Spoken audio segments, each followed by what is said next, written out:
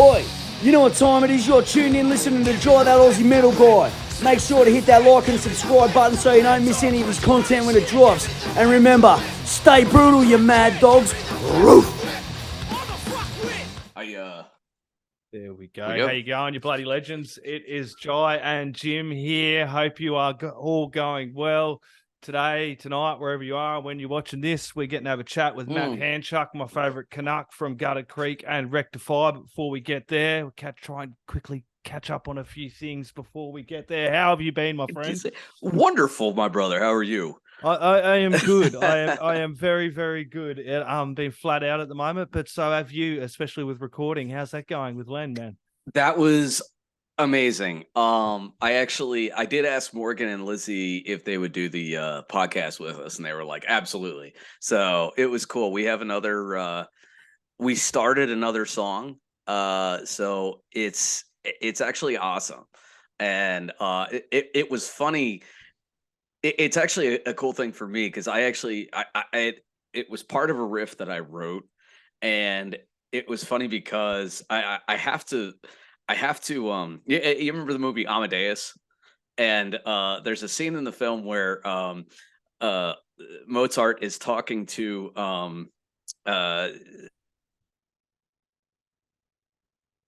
I forget the gentleman he's talking to, and the fella goes, too many notes. And I was like, man, I wrote too many riffs. And I got like 5 notes in, and Morgan was like, it's too complicated. We got to simplify this. And it was like, but it was cool though, because then we turned it into this very, to me, it's reminiscent of Sepultura. Yeah. Like it's an interesting, it's a really cool song. And Lenny's vocals sound incredible. And the guitars, hearing Mike and Morgan work out the guitar lines was incredible, and it's good. So it's I was lucky enough to get a few videos and shots of that. Really, really bloody cool. Looking forward to the future with what is happening with Lenny. Very that's cool. For sure.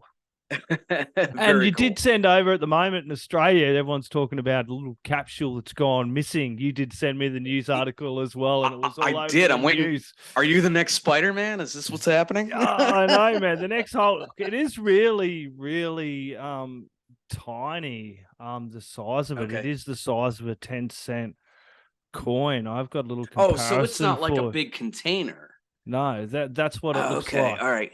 That's a little 10-cent coin, and that's only. But it's enough to do some damage. Oh yeah. They say it's like 100 X-rays and 10 X-rays in an hour. Okay, so yeah. Holy God! Find it. Fair few X-rays. That's over in Western Australia. Imagine the dude that's lost that, and he's like, oh. Fuck. He's pulled over Smoko, having a fucking bit of Vegemite sandwich. He's got his little cage sitting to the side, having a fucking cuppa. You know what he's doing? He's got the Billy boiling and that. Was it Mad Max Beyond Thunderdome? Yeah. Where he comes in, he gets the water, he has the Geiger counter. What's a little fallout, huh? Yeah, just a little fallout. It's the start of the next Mad Max movie. Well, hopefully, not to make light of it, but hopefully everybody's okay and it's recovered and all that. They did. Hopefully they do find it. They're pretty bloody quick as well.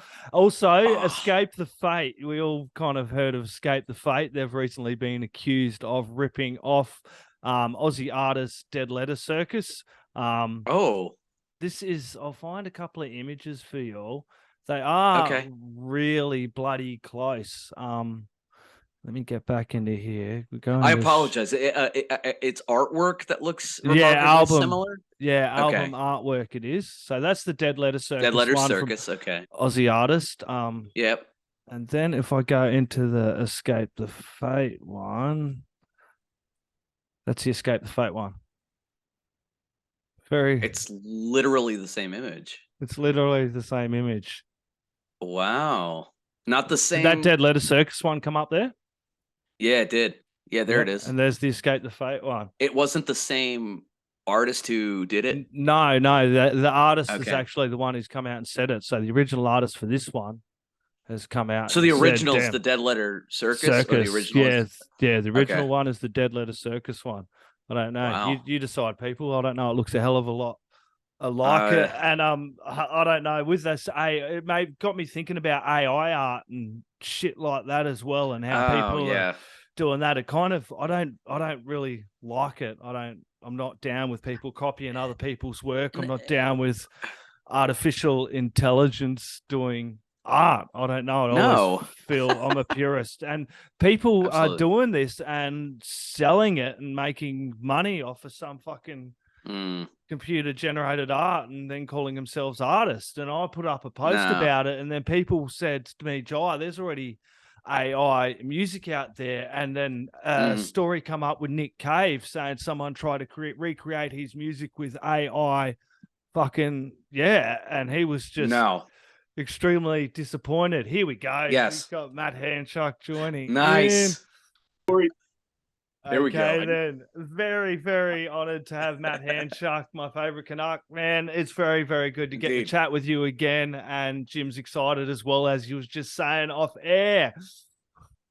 Yeah, I was just saying, man, the stuff you guys do, it's reminiscent of Annihilator, Overkill, Death Angel, Forbidden, and it just incredible. Thank you for coming on with us, man. This is great.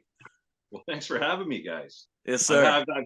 I've talked to Jai several times, and I'll extend that back at you. I'll reciprocate with how he introduced me. He's my favorite Aussie. So, yes, sir. So how you been, man? You've been very, very busy. Tell me a little bit about briefly your last year. How things been there? Yeah. So really busy and productive. The music stuff's been very what's the word? Complete, if you will. It's been very full circle. It's dynamic. We've kind of like, well, Rectify just recently signed with Massacre Records. We announced that. Oh, so cool. Yes, it was for a multi-album deal in 2023, no less, right? So we so overwhelmingly thankful for that. It's such a great opportunity. And you know what? Multi-album deal. So it's 3-album deal. I think there was an option for a 4th album. But the point was, I was ready to put Rectify to bed and actually just focus. I told Jai this, I think. I was looking at just putting all my eggs in one basket and running with Better Creek, merely because I had more of a functional band in that I had guys that were willing to play shows, and it wasn't like trying to pull teeth to get these guys to commit to shows, because with the Rectify dynamic, it's a little different, and before any assumptions are made, and since I'm going to throw that out, I'll explain. So my singer in Rectify, Wags, he works night shifts, and at the same time, he's looking after his sickly father as like a home nurse, if you will. So I mean, and Wags already has his AC/DC cover band gig, which actually generates revenue for him. He makes money off that, right? They sell out little amphitheaters and shit. So I mean, it'd be merely selfish on my part to say, well, why don't you just forget about your dad and your AC/DC gig and let's go just go travel across Europe in a little bus where we can smell each other's shoes in the middle of summer, and you can starve for a week with me. So at the end of the day, I'm not disappointed. That's how it was. The dynamics were what they were. But now with the Massacre Records thing, there's there is like the option for tour support through the label and so forth, which is a complete game changer, right? So, if they're going to pay for your travels to get somewhere, they're going to offset some of your expenses, then that completely changes the dynamics for guys like Wags, because the expenses was a big part of it. So I think better, for us more than anything, is just going to open some more doors for the amount of people we'll be able to reach with their platform, right? Because they've been around for, I want to say, since like 85 or something, that label. And they've really, proven themselves to be, a foothold within the independent metal label community. You still got your main, Nuclear Blast is arguably the tip of the spear. But, as that pyramid comes downward, Massacre Records is still at the top of that peak, They're not really down here. They've been around long enough, and they've proven their worth with, the mecca of bands that they've had on their label. So, yeah, we're honored to be a part of that label and to be a part of their roster of bands. And I know now that this will actually propel Rectify into some European festivals now, which was never going to happen before, with just being on Doc Gator Records. So that's the best thing for this to come about. And the fact that there's a 3-album deal, Jai, like, I love writing music. In fact, before I was talking to you tonight, I was writing tunes. Have you got the 3 albums all ready to roll? Like Jim, when I chatted. Well, I've got the follow up. Done. So look, so the last 2, Powers That Be and The World Enslaved came out on Doc Gator Records, and this last record, Dissecting the Leech. There we go. How sexy is that? Yeah, that's the one I was listening to in the car, man. The production is fantastic. Well, that's Juan Urtiaga that mixed all that in Pacheco Studio, right in California. And Juan's kind of like the 5th member of Rectify, man. Like that's been cool. Instrumental with the tone. I mean, when we were looking at doing tracking for the second album, second album, Remnants of Pain, we actually didn't have a drummer at that point. I mean, oh wow, yeah, and it was Juan that found us, Dave, who ended up doing the next 4 records after that with us. It was all because of Juan's, logistic mapping. His tentacles kind of reach out far in the Bay Area, so he's tapped into all who's what as far as instruments go, right? Like he knows who's available for this type of music, and it's been a magical conjunction working with Dave. As if you've dug the music, man, it's just a continuation and a growth from that on the next records that follow that one. Killer. Yeah, man. If you want, though, I could send you some CDs or something when all this is over here. Absolutely. No, absolutely. I mean, I appreciate you. Like you actually listened to it and analyzed it, man. And oh, dude, I was in love. it was relentless. I mean, but it was so funny because when you grown up, when you hear, especially nowadays, production is so different. And to hear the depth of guitars, to hear the clarity of every single part, like you can hear it, there's no mud at all. And then there's a time and a place for mud, but it was just so crisp. And like influences, who's your where's your go-to? Okay, all right, fair enough. No, but you know what? For me, I'm the anomaly in that I listen to everything from like the band Hot Chocolate to like, oh man, there's nothing I don't listen to. If there's a guitar lick in it, like recently I've been on a Clutch kick. Clutch has been my go-to band for like the last year. They're near me. Yeah, like the last year and a half, it's been all about Clutch for me. But and obviously Rectify sounds nothing like Clutch. But having said that, Gutter Creek has some inspiration that comes from Clutch that gets filtered through. You've got some Southern metal going on in that. Yeah. I'm glad you hear it. Yeah. Yes, that's sir. on purpose, man. Yeah. Oh, that's awesome. I think Clutch is like a modern day kind of refined Skinner to me in my ears. Yes. So that's kind of like the next growth. The evolutionary next rung in the ladder would be Clutch. Right. You would go from almost a very power driven down sound, and then I think it's like the third, forgive me, it's like the latest record you have is the one you just released this year, I believe, or last year, I'm sorry. The Gutter Creek? Gutter Creek, yeah. Yeah, we just have one album with Dave. The one full length. Right. Correct. Yes. And that one, it's like the third or fourth song, and forgive me for not knowing the name right offhand. And it was No Slave Religion. Yeah. That's it. Because it had the acapella. Yes, at the end. Yeah, at the end. Yeah. It was very COC to me, and very, very elements of Goat Whore, I Hate God, Crowbar, that kind of thing. But then you went back, and then it would go back to just all out. By the way, your changes, my God, it would go and no matter what but it wasn't so drastic that it was like jarring. You know what I mean? It was like, oh wow, that's a lot. That's a lot. And especially to play that live, it's like to go from, okay, here comes this, this stanza into this, that was awesome.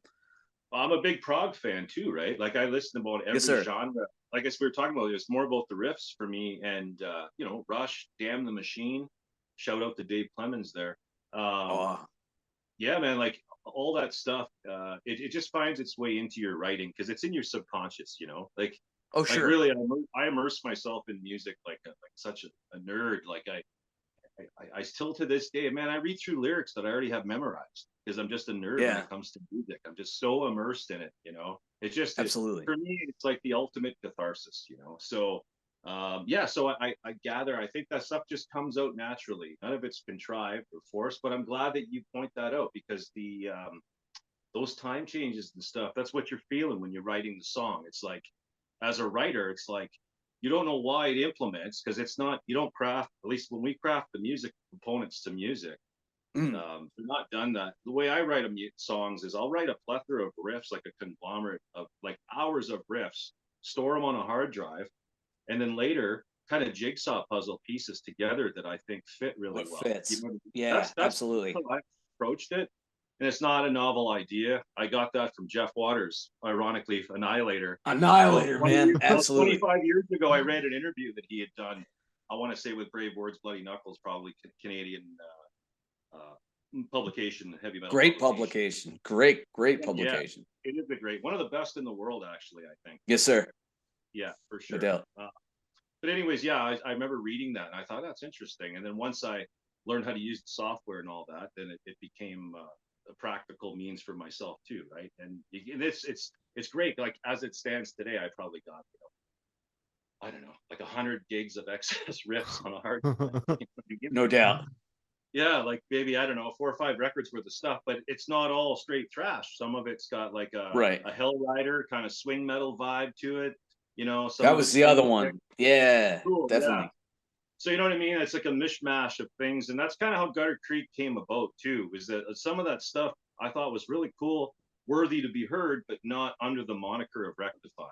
So it needed a different vehicle for it, right? So yeah, I was just really blessed to be able to work with the guys I've been able to team up with, man. You know, to bring absolutely. Oh, definitely. And you've worked with some very talented people. Just mentioning, like with Gutter Creek there, you got Soren on vocals and Derek Kroll, man, he is an absolute beast on the drums. It must have been fun working back with him, eh? Totally. And Derek and I go way back, man. Like yeah. Back military cop days. I've known Derek since like 2003. I don't even know if Derek was shaving when I met him.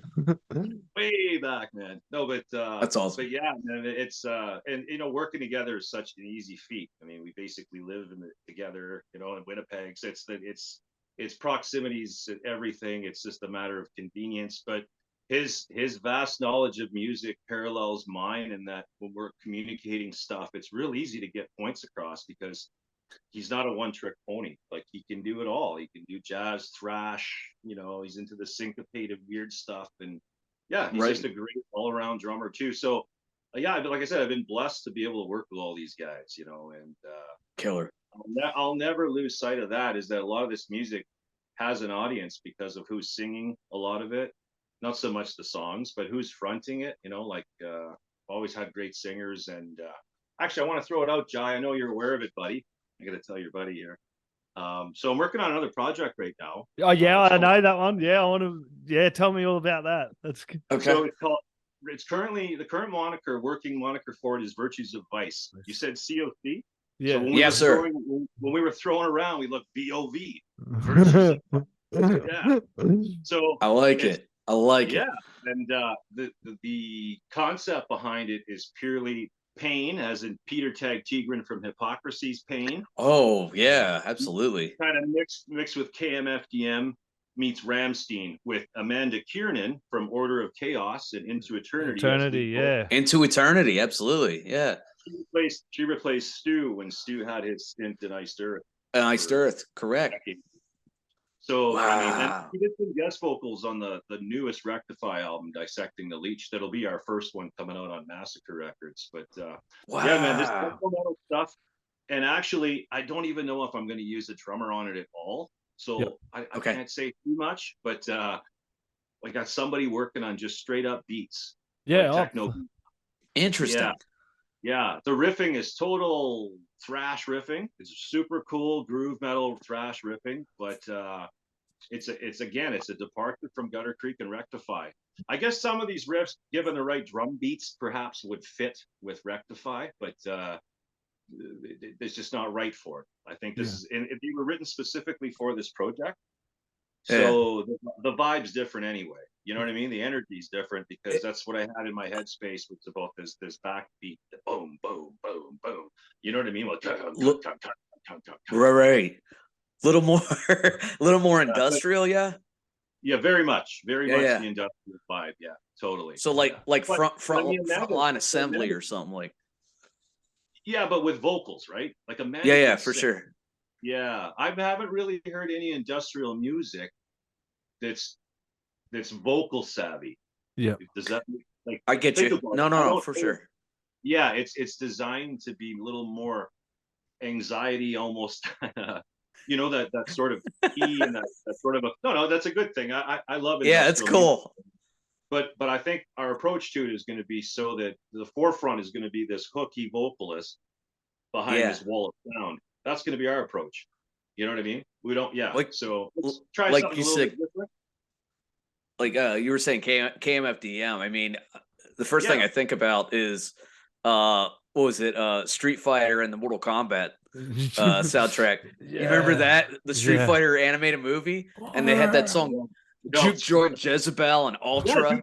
Well, there you go. Yeah. That was also off the Bad Boy soundtrack, the original Will Smith there. That's right. Yeah. Oh, that's right. There you go. So so you know the concept, but okay. So if you took that, but made it heavier, like that's cool. Way more unfriendly in the riffing. Way more. A little more unfriendly. Yeah. And then that's cool. And it wasn't Jeff, something about Jeff working as well back over there. You did do work with him on the Rectify on the covers album as well, didn't you? Yeah. So funny enough, I was talking to Jeff. So Jeff's got a bunch of announcements to make too. So I don't want to say too much. No. On behalf of Jeff. Yeah, because Jeff, and rightfully so, man. The guy's been at this since 1979. I'll let him speak for himself. Wow. But I can say that Jeff agreed to do backing vocals on this project that I'm doing with Amanda. I asked him straight off because we did Run to You together, man, and I thought that was deadly. Like what's funny? A lot of people don't.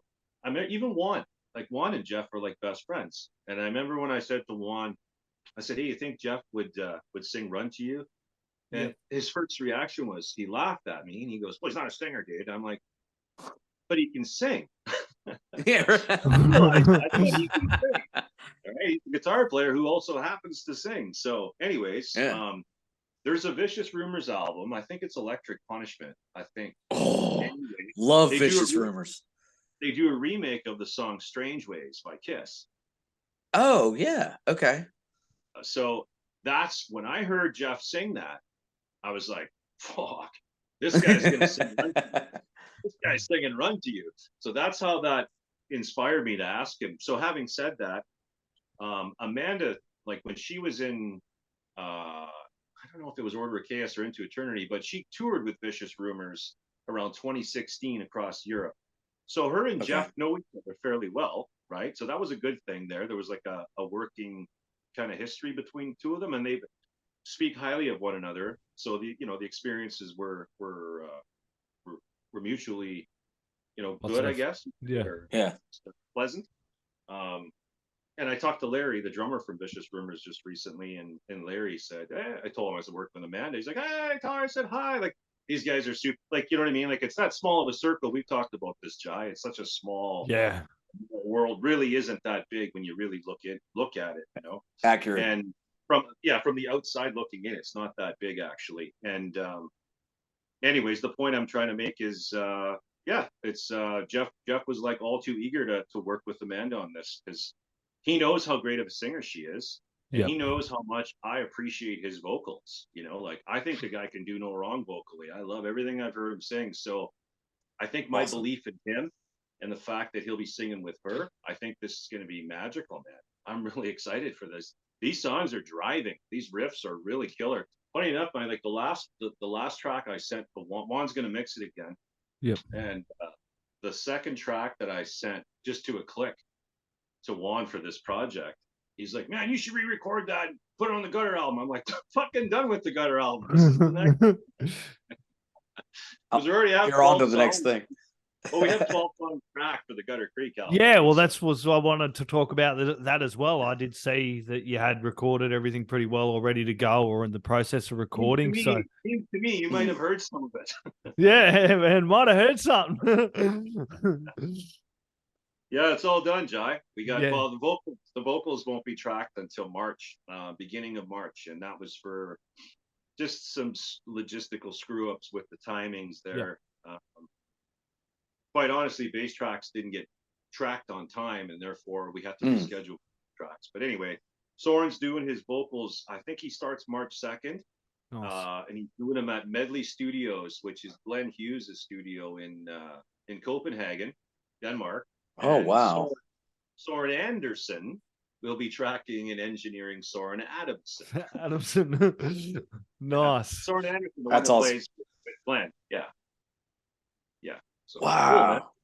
Yeah, so the vocals are going to be done like, well, they tracked vocals on the first record there too, and that's why that acapella stuff and that is on there, because when you have the means to do like you're working with, and Soren Anderson is as great of a guitar player he understands vocal melodies and keys, different vocal keys and ranges and so forth, and how to harmonize and layer.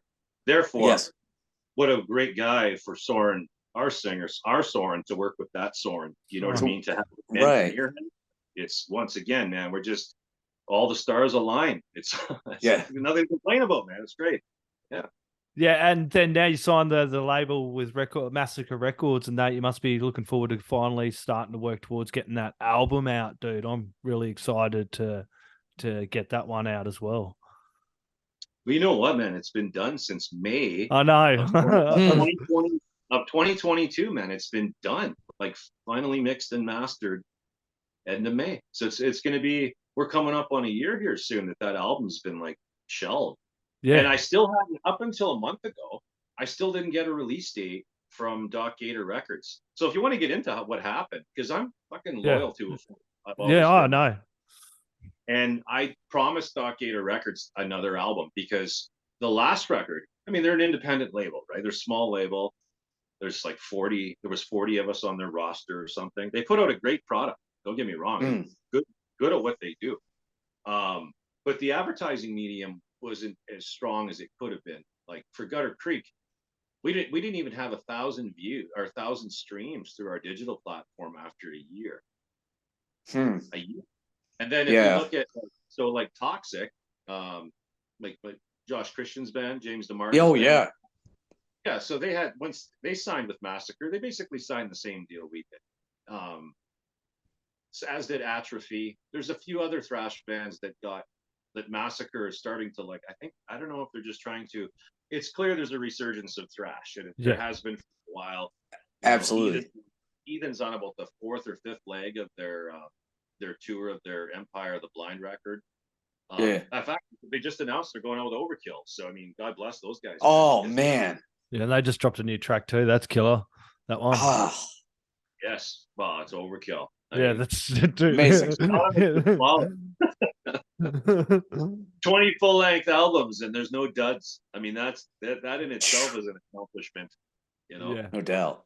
Yeah. And then back to the album. Yeah. And what's funny about that is that those guys have never reinvented the wheel or even attempted to. There was a few albums where the production was kind of like, flawed isn't the right word. They just kind of deviated with the production, the way, like, I Hear Black comes to mind. It's a really thin kind of, but there, it was 1993, grunge was dominating. Right. Most albums, most metal records sounded like shit. Renewal by Creator sounded like shit. Let's be honest. I mean, those are great songs, but the albums weren't that, like, the production value was lackluster on a lot of those efforts, and I don't know why that was, but I guess it was a sign of the times. But the songs endured, and they continue to be great staples live. A lot of those tracks, they live on. Like Overkill, man. Like man, that band. I can't think of a single bad album I'd be hard pressed to find a bad track. I love that album. No doubt. Great, No doubt. fucking band with just a plethora of staying power.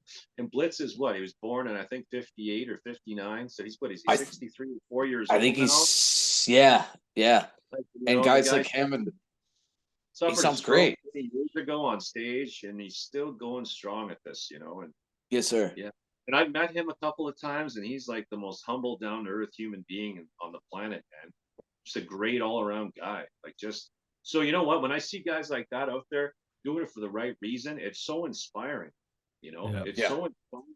Just keep going, like, because we talked about this. I'm really late in the game. I retired just recently from law enforcement.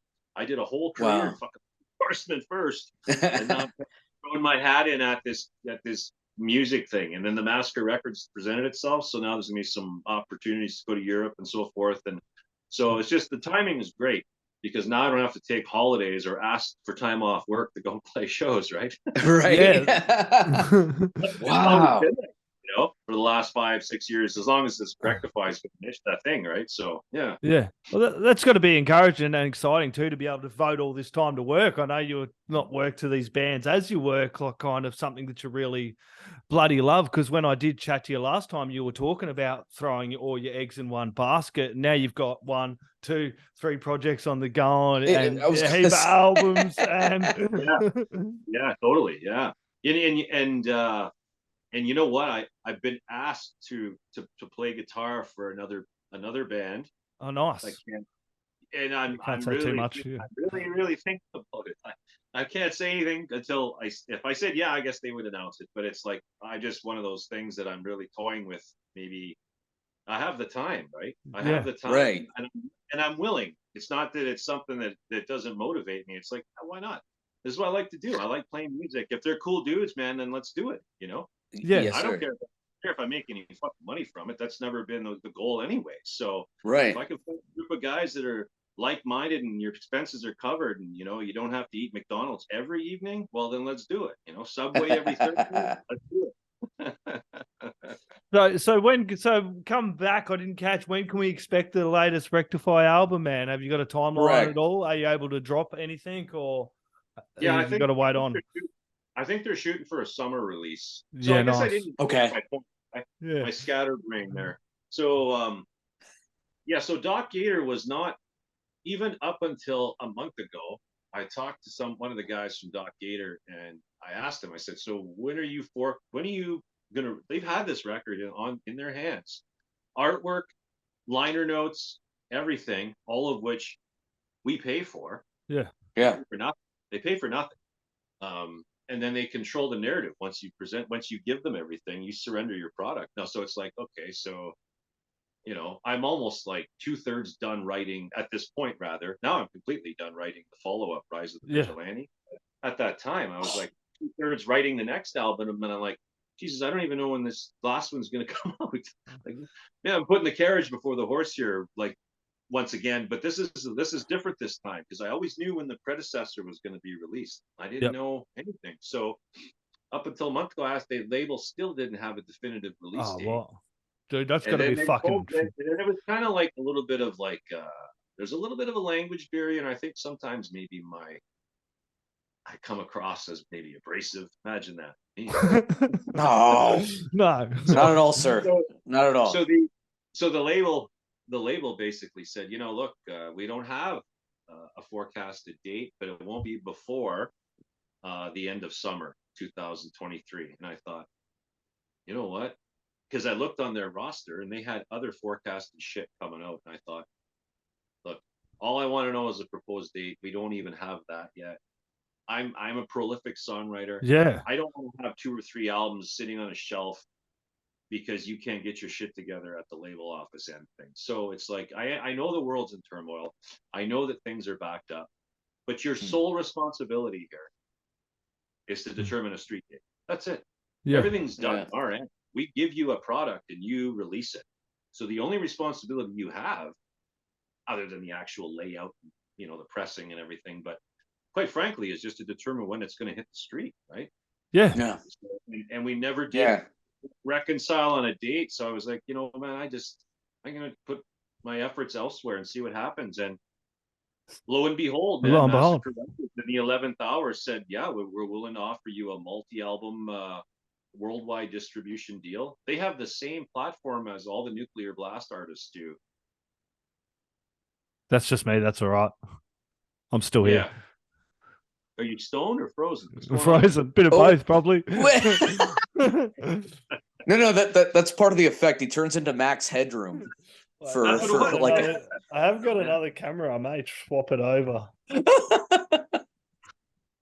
Did you know that Max Headroom was featured in Suffer the Masses, Flotsam and Jetsam's 1990 music video? Oh my God. Okay. Yeah. Wow. That's cool. But yeah, people that watch that, what's the platform now? Vivo? Yeah, Vivo, I think it is. Yeah. I bet you people that watch that are really like, who is this fucking dude? Yeah, right. Especially, well, I was going to say, especially the younger generations than the three of us. That's what I mean. They wouldn't know who that is. Yeah. They're like, what is this? Quick camera change. Oh, you're good, sir. Oh, look at that. That's a good angle, guy. I know. I was going to say, that's nice. It's not a bad angle. Take that. He's gone pixelated. Pixelated. So does that mean that label that you're beholden to Doc Gator for that last release, or? No. Awesome. That's the thing, and there was never a contract. It was like a word of mouth thing. So like they're a smaller label. The last record they put out for us was The World Enslaved. Yep. And it was like 60, I think it was like 61 minutes of music. So they had to release it on a double. Yeah. So it for a label at that level, I don't think they have any other bands that had a double LP. I think we were the only ones. And at first they kind of fought with me. They wanted to omit music at first instead. And I was like, well, all right, you guys pick the song. I'm not going to chop one. You pick one. And then they came back and they're like, well, actually, we got to get rid of 2. Like, wait a minute. No. We're not releasing 8 tracks. It's 20 at the time, 2022. I'm like, we're going to put, or 2021, I guess, we're going to put out a full length here with 10 songs.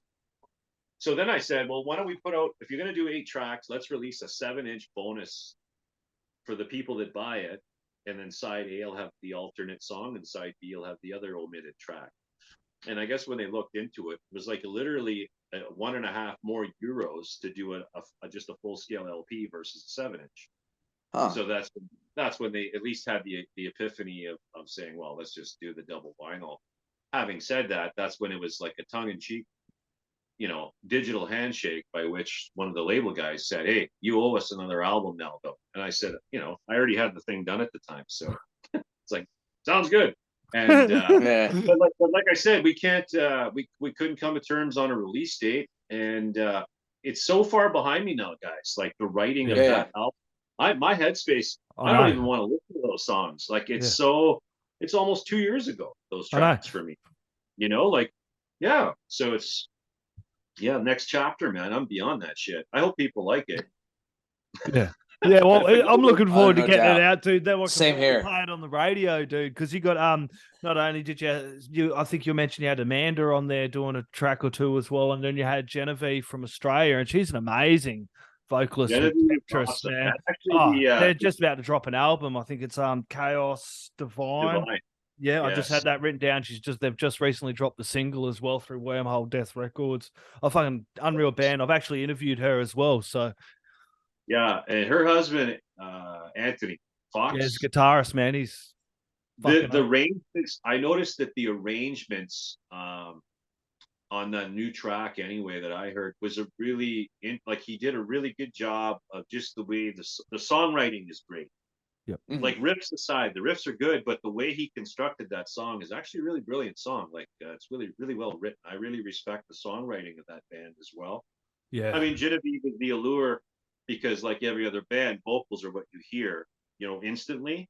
But when I get in, like for me being a guitar player, I always listen to the riffs, and like there's a lot going on musically there as well. They're not just a flash in the pan with a good singer. There's substance in the music as well. So yeah, man, shout out to those guys, Temptress. I think they're one of the best Australian metal bands working right now. I do.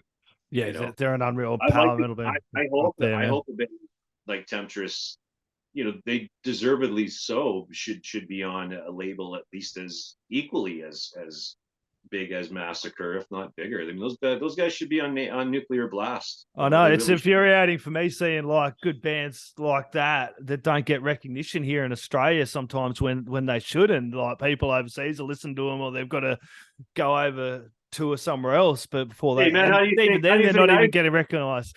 Yeah, I know it'd be How the do you same think? for How do you you. think I feel? I know People it's are the same like, for you. It's infuriating. you Yeah, know, you know Wayne Gretzky? I'm like, no, I don't fucking know Wayne Gretzky. Yeah, it's very infuriating, man. I notice it a lot, not only here in Australia, but all over the world. These top fucking notch bands that people aren't really getting into or supporting and just kind of listening to on Spotify, and kind of got to get behind them a little bit more, I think. Yeah, for sure. Well, Bandcamp, great medium too, man. Yeah, I We did. I love did see Bandcamp. that post, man. Yeah. We're constantly going about it. What was on the first Friday of the month since March of 2020? They waived their revenue share. I think it's something like for $91 million they paid, or something like that. And Right. Yeah, we shared a post up on Gutter Creek. This is where I got it from, man, as well. So, Yeah. and even if it's not on a Bandcamp Friday, it's still fucking hell of a lot better to just go buy the album over there. You know what I mean? Absolutely. That's my biggest thing on Bandcamp, though, is my wish list is bigger than my actual is getting bigger than my collection. So I've really got to, somebody's got to come and fix that up for me. one thing I wanted to say to you, Jai, is like we had an opportunity to come and tour those dates that are coming up with Temptress. We actually were offered to play those dates. I don't know if that's ever been. Yeah. Nah. And I had been talking with Genevieve actually directly, like her and I back and forth. And I had reciprocated that and said, if you guys come to Canada, I said, you're more than welcome to come. We'll take you on the road and we'll play whatever show, whatever cities you guys want to hit.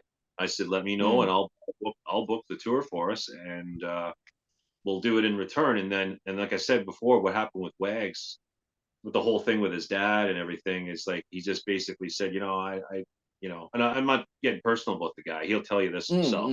Yeah. Straight up. It's actually a noble thing on his part. It is what it is. Family comes first, Yeah, big respect. Having said that, with the Massacre affiliation now, like if that opportunity or something similar that paralleled that opportunity presented itself in the future, I think I have another vocalist that would fill in for Wags for live shows. And not to say that Wags wouldn't be doing the next record still, but just I don't want to have these opportunities that present themselves, pass by if you can make an effort to make it work. Like it's, and I think the fans And Wags is a super cool guy. He'd totally understand. I've chatted to him a few times, man. He'd be totally like, fuck yeah, no worries. He's actually encouraged me to do it already anyway. Yeah. That's cool. And but it won't be Soren and it won't be anyone from the past. It'll be someone else, but I've already discussed with someone, and fans will be fine with it because this person can sing all these songs the way they're sang, basically, right? So that's the beauty of having, like I said, man, I've just been blessed. I've had a horseshoe up my butt working with singers. There's always someone capable. Yeah, there's always someone capable and willing that wants to do vocals with me, and it's been a real blessing because, man, if you knew where I live, guy, if you knew the people that there's not a lot of people out here that you can work with for this style of music, but at the level that you want to do it at. That says a lot to hard work, though, like hard work and networking. Like you're saying, a lot of what you done was off your own back. You were talking briefly about not getting enough coverage on film clips and stuff like that, but a lot of the coverage you've been getting is off your own fucking back and just pure hard work, constantly on social media, sharing stuff, posts, fucking, you know what I mean, chatting to people, connecting, networking, and just pure hard fucking work. Absolutely. Well, that's where the Massacre deal came from, I think, too. Those guys, because they basically took my whole back catalog. They're going to reissue everything. Oh, wow. Yay. Yeah. So no kidding. Yeah, like Fragments, Remnants, and World Enslaved Powers That Be. They wanted everything. Oh, and the EP, the covers EP. Oh, we got you covered. But there's actually more tracks to that. You've only heard half the track. Yeah, there's 4 more tracks still.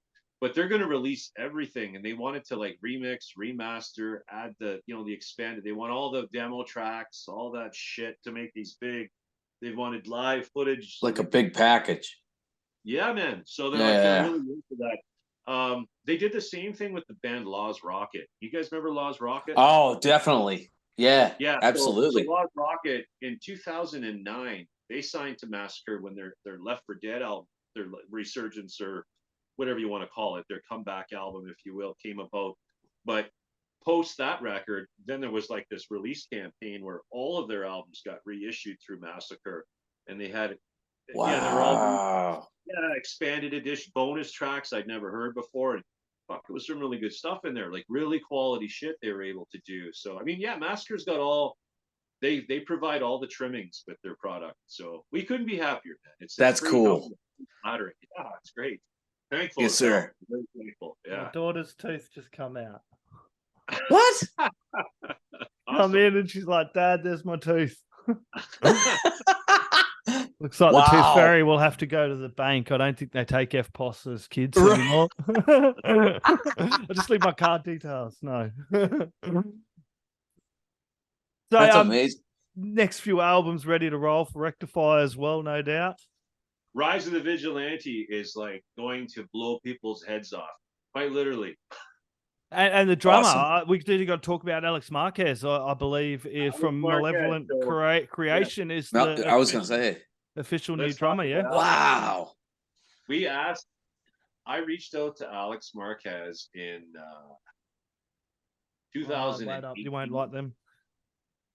2018, I think, maybe. And I asked him. We were just getting the ball rolling. We were working on the second album, Remnants of Pain. I just recruited Aaron Randall, and I was going back and forth to Vancouver working with Aaron out of his home studio.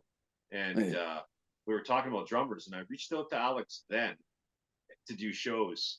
All right. And Alex agreed, and then this whole COVID shit happened. And then, you forget it's been 3 years, man. So Right. the interesting thing, Jai, about Alex is that he's been an indirect part of Rectify for going on 4 years, and we would have played shows by now, and we would have no doubt recorded together by now, but it never manifested itself because of this COVID restriction stuff. It's been taking over everything, all of our lives, so Right. Having said that, with the Massacre deal, the guy that does all our studio stuff, like Dave O'Neill, Dave's one of the best drummers that no one's ever heard of. He's a studio guy. He doesn't want to play shows. So we were never disappointed by that. We knew that working with Dave. But if you listen to some of what Dave does, especially on the last two albums, like World Enslaved and then this Dissecting the Leech, you can't just go pick a drummer at random. I mean, that's some technical complex stuff that Dave's doing. So I thought, now with the Massacre thing, these shows are inevitable. We committed to playing live shows here with the label, right? So part of the negotiation was to play live. Yeah, nice. Yeah. So I thought, well, who's who can we call? Who can we recruit? And then it was like I had an epiphany. It's like, well, I wonder if Alex is like still into this. And I reached out to him, and infallible, like without hesitation, he's like, yeah, man. He's like, I've been working out.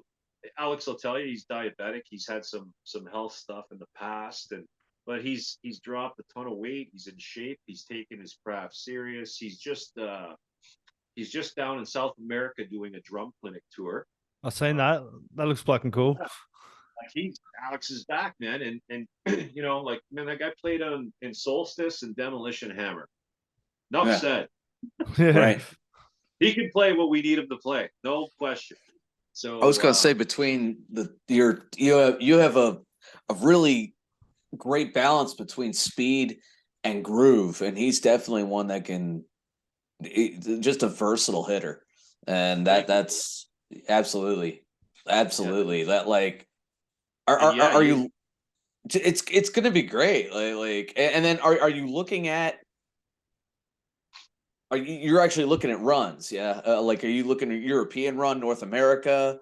Where are you looking to be? We're looking at doing the festival circuit, the European festival circuit. Yeah, absolutely. Fuck yeah. And then you know what? I've got some buddies over there like Charlie from Paradox. I don't know, you know the band Paradox? Yes. Yeah, Charlie Steinhauer from Paradox. I've been talking to Charlie for a couple of years, and I ask him all the time. It's like, hey man, if I can get my band over there, can we go play some shows? We'll open for you. And he's Absolutely. calling me on it. He's like, if you do it, mate, we'll play them. I'm like, so now, you know, I'll put my money where my mouth is. I'm gonna bring Now you have to.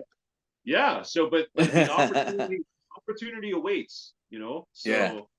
And yeah, it's nice having the ability to network, you know, the way that we have, like the luxuries that we have, even to talk like you guys like this. I mean, this is stuff that's allowed this music to breathe, and you know, like sometimes there's songs that never get rehearsed, they just get recorded because you're sharing files and so forth. You know what I mean? That's just the way it goes.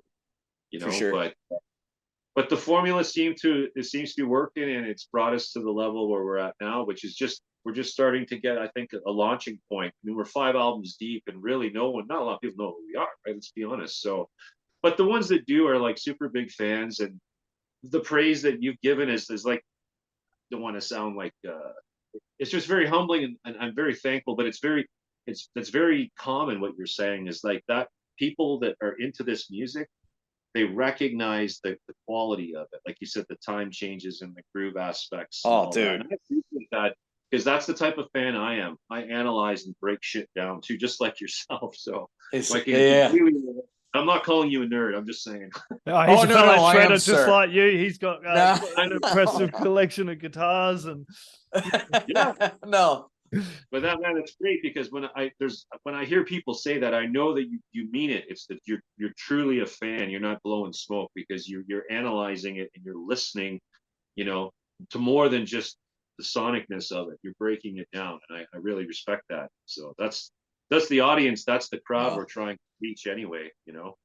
Oh, it's so fun. I just watched it was on the Graham Norton show. I don't know if you caught it. Margot Robbie was on the heavy metal. About heavy metal, and she was like, "Man, I love Slipknot," and listening to this, and not nothing against Kate, but she was kind of looking at her like, "Really?" Yeah, and she was like, "Yeah, kind of, yeah, a little bit." And I was like, and no disrespect to Kate, but she was just kind of like looking at her, and she was like ew. And Margot Robbie looked very respectful, but looked back, yeah, there are people that listen to metal. And I was like, there's many of us, you know. I mean, and it's so fun. And I gotta say too, I found, and especially your fellow Canadians, man, there's a ton of great band, Gorguts, Voivod, you guys. I mean, like the technical the Agonist, Cryptopsy, absolutely. Like Chris Donaldson, he's got a hand in just about everything. That guy, man. You know, oh my god. And like but the way you play, I have to nerd out because I'm fine with you calling me a nerd. What are you slinging back there? I see that looks like a Jackson, but I'm not entirely sure. Yes, this is a Chapman from the UK, man. This is no kidding. Okay, yeah. Have you heard of a Chapman? Definitely, yes. Yeah, this is a Chapman. Oh, actually. That's gorgeous. This is an MLV2, they call this. Okay. Yeah, this is wow. These are bare knuckles, United UK pickups as well. With absolutely. Yeah, this is like I just acquired this. I'm not. It's not my go-to yet because I'm not 100% comfortable with it yet. But it's yeah, man. That's the newest guitar I've acquired, and I'm a massive fan of it. I'm actually glad you pointed it out. Oh, I did. I did. I wanted to nerd out on that for a half second, and I saw the two others there. This thing here, I'll just show you one more here. This is called Please. Doge. And this guitar is a Korean shop instrument. And these are check that out. It's a one-piece neck through body. I was going to say that's neck through, isn't it? This is a luthier out of Ohio, of all places. Okay. but these were done. This is his cut. These are the ones made out of the Korean shop. So Okay. they're like a middle of the road. They're not the top end, but they're not an Indonesian or a Chinese made guitar either. They're like Okay. Korean shop is a good instrument. You follow? Hell yeah. Yes, sir. Yeah. Absolutely. Yeah. So I guess very similar in quality to the American shop instrument. The only difference is the price tag. Right. Yeah. For sure. But these are like $2,000 versus like $5,000 from like the US Yeah. shop. Yeah. But this is actually my go-to now for this one in the wood aesthetic. The one I used on stage on the last Gutter tour, but this will be my Gutter Creek guitar because I tuned down to B, and the I can intonate this saddle so that tuning down to B, I have proper intonation still. And it's not flopping on you. Correct, because it's definitely not a baritone, and I don't like using heavy strings because I like this, like I'm a shredder too, right? Not just a rhythm guy. Yes, sir. Right. So I like to use like a 42 to a 9, like a really light string, you know? Yeah. Wow. Okay. Yeah. So I play a 42 tuned to B, so I got to play with this bridge, but I'm able to do it, and I've had some really good tonality with this guitar, and having the neck through configuration, the sustain has been sexy. I like this. Yes, I like sir. this gear talk. I like this gear talk. This is good. Yeah, well, Jim's the man to talk to for that. That's for sure. Something No, new, eh, I guys? just- Something new, brother. No, it's awesome. I'm seeing you're using a EVH head for your Yeah, EVH head. This is a Rev cab, but yeah. I've recently been endorsed by Arachnid Cabinets out of California. Very cool. Very cool. Yeah, Gary Holt from Exodus is probably the most notable musician that's with them. Absolutely. Yep. But yeah, I've been fortunate. They gave me the artist endorsement deal, and I get my cab soon. It's actually on its way here. Funny enough, I just got a message from those guys, and yeah, the tracking number's on its way. It's here, so cool. Shout out to Arachnid as well. No doubt. Thanks, buddy. Man. Appreciate it. Yes, absolutely. That's Awesome. good. You Hey. go, Jim. Oh no, I'm sorry. I was gonna say, yeah, because you guys have the bite you have as a guitar player. The bite you have, it was very crisp. Jay, the record you had held up, that's right behind you. With the red. Yeah, there you go. That yes. And by the way, who did your artwork? That's Harry Arianthi, South American guy. He's fantastic. You want me to hook you up with him? Yeah, I honestly, it'd be great. Man, he's got. I've paid him more than what he's asked for artwork. You know what I mean? No doubt. Yeah. Yeah. I'm like, dude, no, I'm not. I'm giving you more. I'm giving you an extra $50. We were talking about album Yeah, artwork right. before you jumped in. How important, it is, literally. how like as you jumped in, we were talking about album artwork and how good it is to see great album artwork and resemble it to some of your favorite albums, and how this bullshit AI art is coming out. And Right. Yes, that AI art is unreal. I don't like that, man. no, neither do I. Well, and we were talking. Well, it took away. Like think about. Well, you know, as kids, and I still do this to this day. There's no problem. I'm fine with doing, you know, digital download. It's on the phone. It's on, you know, your computer. But I still want to see. Okay, so for me, I you know, would be looking at the cover art, and you have a relationship with, you know, you're like, okay, well, what does this sound like? I remember when I first got it was a Holy Diver, and looking at that cover, and it was like, wow, this is what hell sounds like. You know? and I remember one of my favorite I guess it'd be technically progressive metal records. Paradise Lost had or I'm sorry. It was Symphony X, and the album was called Paradise Lost. And it was this representation of hell, and like with the angels and all that. And I just remember sticking the headphones on and listening to all that. Russell Allen just ripping it on vocals. And you just look at the art and you just kind of, you paint a picture in your mind. And I think that's a little lost sometimes. And I think it's so important to still have a visual representation of what you're listening to as well. And I think that's definitely like, so as I was coming back from my folks in the car and seeing the covers of y'all's records, and I was like, yeah, this is what it's. Yeah, this is, it reminded me of Testament, Exodus, and seeing that throwback to just true, just thrash metal and technical metal. And come back to the point with tonality. I could hear every note that you guys did. There was no, this was for me. I feel that I grew up a piano player, and so when you listen to, for me, I hear movements. So it's not just a metal song front to back. When you got those changes that we were talking about earlier, those are movements. So for me, and then when you come back to maybe the main riff that you started on, you're going back to the first movement, but you have this movement and this. That's a hell of a lot to, I mean, it's just so, you feel that you really appreciate the craftsmanship of the song, and it's, and you know, and it's just for me, it's the new classical music, and awesome. Especially when you have that technicality. So anyway, I had to nerd out again.